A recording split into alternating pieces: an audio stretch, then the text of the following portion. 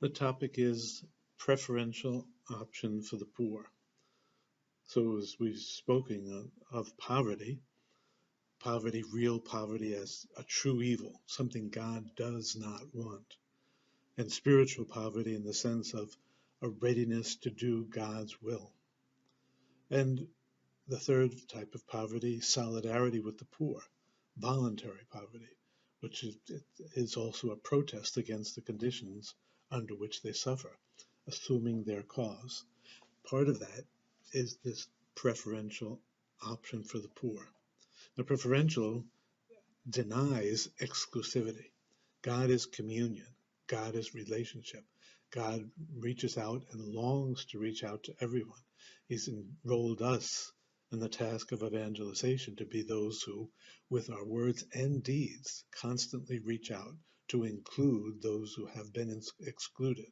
So it's not exclusiveness, rather, it seeks to call attention to those who are the first, though not the only ones, with whom we should be in solidarity. We are called to be in solidarity with all people, men and women, young and old, all of all times and races, conditions. But the need, the greater need, is with those who have been left out by society and not left out by God.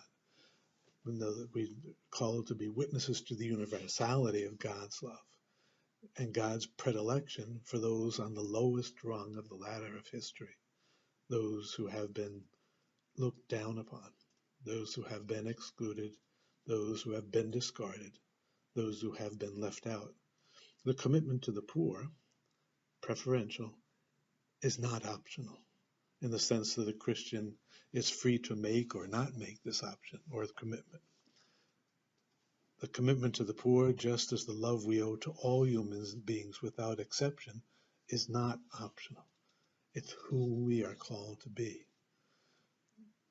This term option, suppose that making it does not belong to the world of the poor. Untrue.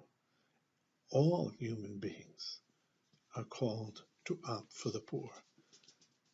Even the poor are called to reach out to one another in solidarity. So the poor too have an obligation to make this option. The preferential option for the poor is important and has been part of the good news, the message of the gospel from Jesus' time to ours. So at one time or another throughout our history, it's become more prevalent, we've become more aware of it. But the preferential option for the poor is the way we follow Christ, who has chosen to empty himself, to become one with us, to wash our feet, to not remain distant, to not live in privilege, but rather to sacrifice and to reach out so that all God's good gifts can be shared with all God's work of creation, all holy people.